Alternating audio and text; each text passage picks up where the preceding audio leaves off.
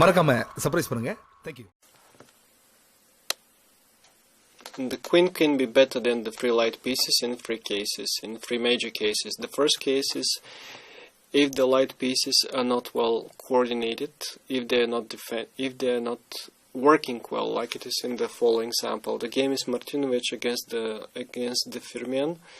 White has a queen for the three light pieces, but as you can see, black didn't finish the development yet, and here's just a tempo behind, or maybe 2 tempos behind finishing this. If he manages to play bishop f6 and king g7, everything will be fine for him. After that he will start bringing the pieces out, knight c6, the other one going on c7, on e6, they will occupy good squares, and he's going to be clearly better, but this doesn't happen in the game. It is white to play, he takes the pawn on b7. That's not the only way for him to play in this situation, but it is quite a good one. Black answers with e5, trying to win something from the situation, to gain something tactically. And white takes on c8. This was his plan. He's not afraid of 8 takes b4, as in that case he's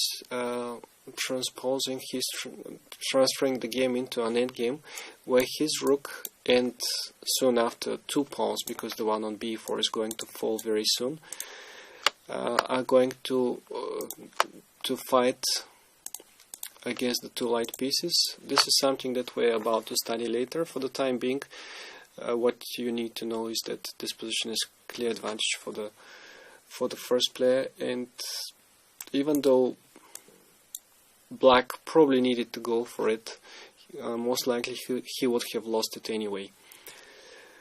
Back to the game, instead of taking the queen on b4, black reacted with rook takes c8. Once again, if he manages somehow to do the coordination between his pieces, things would be great, but he doesn't have the time for that. After rook takes a5, white is already creating the threat of bringing the rook on the 7th rank. Black reacted with f5.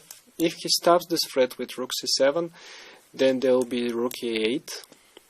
The 8th rank can be used for the attack, and f5, intending to finally develop the pieces, would be met with c5. Not only the pass pawn is moving forward, but white is getting ready to meet the move king f7 with queen c4 check, which is disturbing the normal developing process of the black pieces. If the king goes back, then obviously black didn't do anything. White will do rook b1, rook b8, and he will reinforce his position, and soon after black would be forced to resign. While if king f6, unfortunately this fails tactically after rook c6 check, as rook a6 check, because rook c6 is just traded, and on the pin white is going to lose material, so he doesn't have time to develop, black doesn't have time to develop his pieces. Okay, after rook c7, rook a8 would be large advantage for white, most likely decisive, and after the move f5 that was played in the game, things were not any different. Rook c7, bishop f6 only move, and now the other rook is coming on a1. The threat is obviously to bring the rook over on a6, then to take this defender on f6, and everything crumbles. Black would be losing plenty of material, plus he would be checkmated. The Firmian decided to defend with rook c6, but for one rook only it's impossible to deal with the opponent's heavy pieces. King f7 was played here. Now queen b6, creating the threat this time of queen e6 check, followed by rook a7, and there was no way for black to stop it anymore. As the knight is committed with the defense of the bishop on f6, it cannot move anywhere.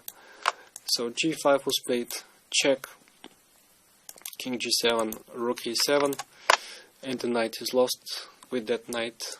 Okay, the only way to save it is, king f8, which was actually played in the game, but after c5 we have a picturesque position in which black can hardly move anything. The pawn is moving into queen, and obviously black didn't manage to develop his king side, therefore he resigned.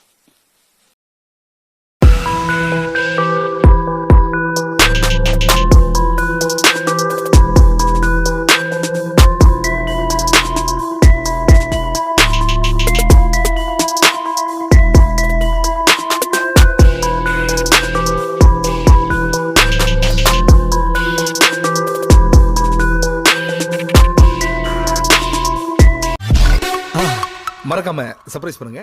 Thank you.